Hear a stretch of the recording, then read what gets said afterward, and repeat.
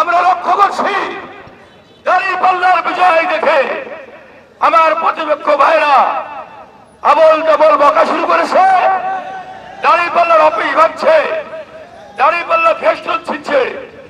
আমি তাদের বলে দিতে চাই, এটা দিয়ে কাম হবে না। বাংলাদেশের মানুষ বুঝতে শিখেছে। আমরা জানি, বাংলাদেশের মানুষ জানে, ক্ষমতায় না থেকে যারা একটি হত্যা করতে পারে, ক্ষমতায় গেলে তারা হাজারটা হত্যা করবে। রাজশাহীতে সমগ্র 2 আসন এবং বাকি 6টি আসন একটি জনোচ্ছ্বাস, ধানের শীষের পক্ষে একটি জনসমাবেশের সৃষ্টি হয়েছে। আমি আশা করছি যে 12 তারিখে রাজশাহীর ইতিহাসে এই আসন সর্বোচ্চ ভোটে জয়লাভ করবে।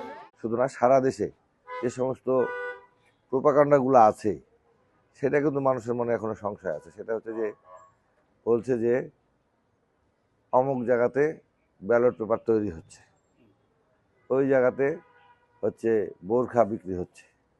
তারপরে বলছে যে যেমন গত 2 দিন আগে আমার নহাটাতেই কি ব্যাংক কোটে জানো, ওই ব্যাংকের ডাচ বাংলা ব্যাংকের অ্যাকাউন্ট করে দেবো বলে বিভিন্ন জনের কাছ থেকে ভোটার লিস্ট নেওয়া হয়েছে, তাকে পুলিশের কাছে জনগণ আমার এলাকাতেই নহাটাতেই সুপর্দ করেছে। তো এইরকম কিছু কিছু কর্মকাণ্ডগুলো আমাদের কাছে একটু হলেও সংশয়ের সংখ্যার একটা বিষয় মনে হচ্ছে। কিন্তু যেহেতু এই নির্বাচনের আয়োজক হচ্ছে দেশের মানুষ, সুতরাং জনগণের মধ্যে কিন্তু একটা স্বতঃস্ফূর্ততা আছে। এবং আমি যতদিন গেছি আপনারা দেখবেন, আমার ক্যাম্পেইনগুলো দেখবেন যে সাধারণ মানুষই বেশি আমার সঙ্গে যোগাযোগ করছেন। বিশেষ করে আমাদের তরুণরা এবং মা বোনেরা, এদের সাথে নতুন সংযোজন হয়েছে শিশুদের উদ্দীপনা অত্যন্ত বেশি।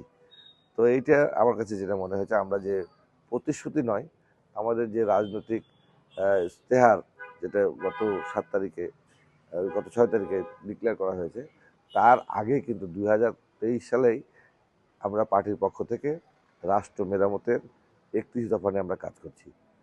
সেটারই হচ্ছে কিছুটা শর্ট লিস্টই বলতে পারে দিয়ে তাদেরকে নিয়ে আমরা প্রায়োরিটি বেসিসে আমরা মানুষজনের কাছে যাচ্ছি। যেমন কর্মসংস্থানের কথা বলছি, ফ্যামিলি কার্ডের কথা বলছি, ফার্মার কার্ডের কথা বলছি, জ্ঞান ও চাহিদা ভিত্তিক শিক্ষা ব্যবস্থার কথা বলছি। আমরা যে মসজিদের ইমাম, পুরোহিত, সেবায়েত, মুয়াজ্জেম, এদেরকে আমরা যে সম্মানী ভাতা দেব, সে সমস্ত কথাবার্তা বলছি।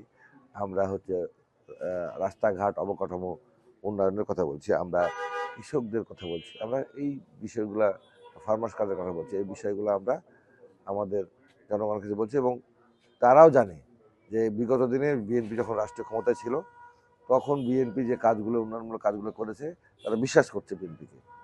আর তাছাড়া মহান স্বাধীনতা যুদ্ধের পরে বাংলাদেশের মানুষের 54 বছরে আমার তো মনে হয় যে দেশের কথা তো কেউ ভুলে নাই, বাংলাদেশ কীভাবে স্বাধীন হয়েছিল সে কথা তো কেউ ভুলে নাই। এই জন্য বাড়তি সুবিধা হচ্ছে আমাদের। কিন্তু দুঃখেরও বিষয় আছে একটা, এবং মুসলমান হিসাবে আমার একটা বিষয় আছে যে আমরা কেন যেন ইসলাম ধর্মকে মুসলিম বিদ্বেষী বানানোর চেষ্টা করছি। এইটা আমার কাছে বেশি পীড়া দিচ্ছে এবং এটা নিয়ে আমরা একটা জনগণের কাছে বোঝানোর তো এখন সুযোগ নয়। আমরা আলেম ওলামাদেরকে বলছি, তারাই যেন বিষয়টাকে দেখে। আমার অনুরোধ, যারা ধর্মপ্রাণ মুসলমানদেরকে দিক নির্দেশনা দেন, ওটা হচ্ছে নবী করিম মুস্তাফা সাল্লাল্লাহু আলাইহি ওয়াসাল্লামের পর থেকে সাহাবীরা পর্যায়ক্রমে যারা আমাদেরকে জ্ঞান দেন, আলেম ওলামারা, সর্বশেষ আমরা যে ইমামদের পিছনে নামাজ পড়ি, তারাই তো হলো মুসলমানদের ভাষায় নেতা, তাই না? তারাই তো আমাদের নেতা। তো সেই সমস্ত জায়গাতে যেন বিভ্রান্তি না ঢুকে, সেই জন্য আমরা সতর্ক আছি।